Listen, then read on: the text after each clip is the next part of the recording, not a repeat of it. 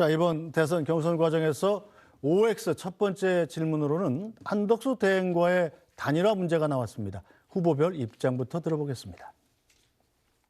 우리는 무조건 한덕수든 김덕수든 다 합쳐서 무조건 이재명을 이겨야 된다고 생각합니다.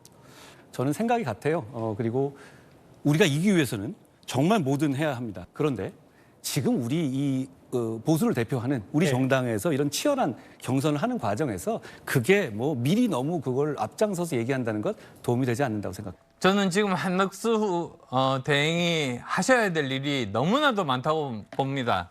그 이유는 지금 현재 미국의 관세 문제가 정말로 심각합니다. 하루에 1%만 관세를 낮추더라도 우리나라가 차지할 그 국익은 엄청날 겁니다. 3개월 동안 이 일을 집중하시라, 저는 그렇게 말씀드리고 싶습니다.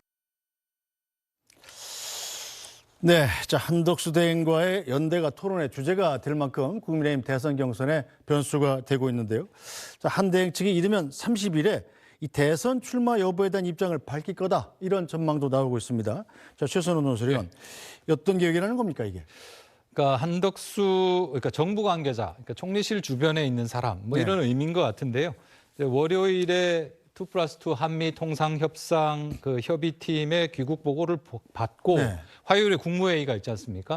이걸 지나면 이제 수요일 30일쯤에 거치 언급이 있을 거다. 그리고 또 다른 관계자는 뭐 이번 달을 넘기지 않을 것 같은 분위기다. 이렇게요. 그다음에 이제 어제 저녁부터서 이제 뭐 여러 매체에서 30일쯤 발표가 있을 거다, 이런 얘기가 계속 나오고 있습니다.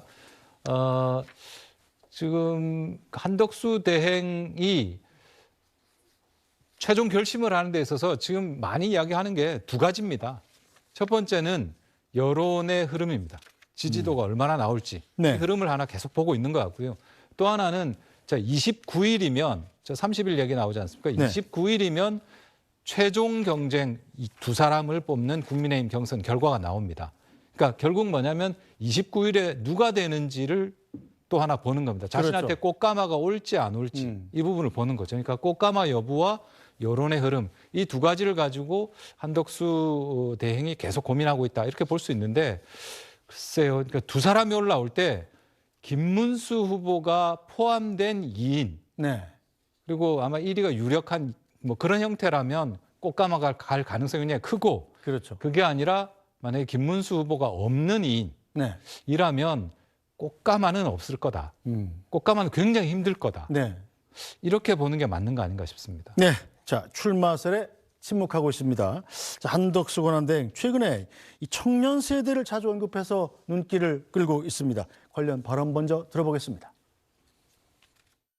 AI와 반도체를 비롯한 첨단 산업은 국가의 미래, 성장과 경쟁력을 결정짓는 핵심 요소입니다. 우리 방청석에 와 있는 젊은 세대 청년을 위해서 절실한 그러한 투자라고 생각합니다. 저출산 문제는 지금 우리 국가가 당면한 가장 중요하면서 어려운 문제 중에 하나입니다. 우선 전국적인 좀 균형 발전이 돼가지고 이렇게 좀 너무 특정 지역에 밀집을 해서 이 청년들이 사는데 굉장히 스트레스를 받고 힘이 든 이런 상황을 해결해야 된다. 네, 뭐 청년층에 대한 메시지는 물론이고 뭐 군부대 방문까지 해서 지금 보면 대권 행보가 크게 다르지 않은데 한덕수 대행이 마음속으로는 출마 결심을 굳힌 것 같아 보이지 않습니까? 그럴 해석이 있을 메시지와 일정을 소화하는 거는 부인할 수 없는 것 같습니다. 하지만 그게 대행으로서, 그리고 관세 전쟁을 준비하는 대통령의 대행으로서 그렇게 다른 일을 하는 것인가, 그거에 대해서는 전 동의하기 어렵습니다. 아무래도 정치인으로서 가장 중요한 화두는 미래를 어떻게 준비하느냐의 부분인 것 같습니다. 정치인이 대한민국을 위해 존재하느냐, 아니면 정권의 지지율을 유지하는 데 모든 것들을 주력하느냐의 차이가 있는 것 같습니다. 그렇기 때문에 반도체, AI 같은 경우, 특히 반도체는 산업의 쌀이라 불리고 우리나라의 어떤 수출 품목의 20%를 차지하고 있습니다. 그리고 저출산 고령화를 준비하기 위해서는 무엇보다도 그 주택 부분에 있어서 젊은이들이 뭔가 안정적인 어떤 생활을 기반할 수 있는 어떤 주택 문제를 해결해야 된다는 측면에서 인천에 가서 1,000원짜리 주택 요 현장을 방문한 것 같은데요.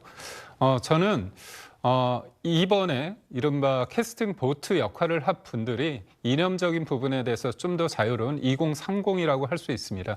그런 측면, 그런 세대들이 앞으로의 미래를 준비하고 미래를 이끌어갈 수 있는 만큼 그들에 대한 목소리와 그들에 대한 위한 정책을 만들어내는 건 당연히 정치인의 몫이다 이렇게 봅니다. 네, 자, 장경태 의원 보시기는 어떻습니까? 지금 국민의힘 4강에 오른 후보들 가운데 김문수 후보만 한덕수 권한대행과의 단일화에 굉장히 적극적이었다가 다른 3명의 후보들은 반대했었어요, 처음에.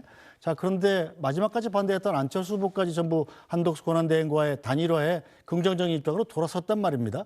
자, 그런데 정작 국민의힘 후보로 결정이 된 뒤에 김문수 후보가 아닌 다른 3명의 후보들이 그때도 계속 한덕수 후보와의 단일화를 긍정적이다 이렇게 평가하는 자세를 유지할 수 있을까요? 지금 원론적 입장에서 힘을 모아야 된다라고 말하는 것과 실제 단일화로 이어지는 것과는 완전히 다른 문제라고 보고요.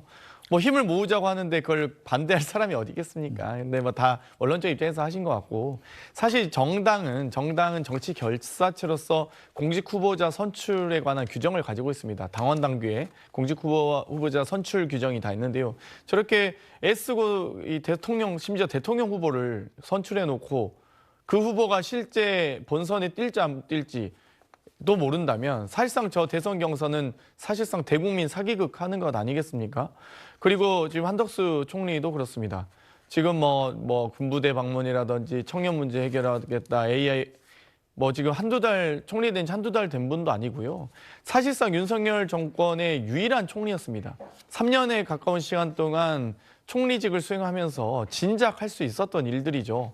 이렇게 그럼 그동안 내내 놀다가 배짱이 총리도 아니고 갑자기 일하겠다 하면 어떤 국민이 믿어주겠습니까? 그러니까 본인 지지율이 그 정도신 거고요. 그래서 제가 보기엔 차라리 저는 단일화 논란, 그러니까 참 이 탄핵 계엄 또 거기에 단일화까지 그런 논쟁을 하면서 무슨 국민의 지지를 받겠다는 건지 모르겠는데, 차라리 그냥 국민의힘이 자신 있게 어떤 특정 후보가 선출되면 그 후보 중심으로 해서 대선을 치르시고 또 거기에 대한 국민적 평가에 겸허하게 반성과 반성과 또 여러 가지 어떤 이 제기의 노력을 하시는 게 맞지, 저렇게 지금 대선 후보 토론에서 단일화 가지고 이야기하면 참 보시는 국민들이 무슨 생각이 드실까 싶습니다. 네. 제가 짧게만 말씀드리겠습니다. 보면 오세훈 시장이 불출마 선언을 하면서 뭐라고 얘기하냐면 나 아니면 안 된다는 오만이 당내 횡행하고 있다. 그런 얘기를 했습니다. 불출마를 할 때 어떤 본인의 입장을 밝힌 거죠.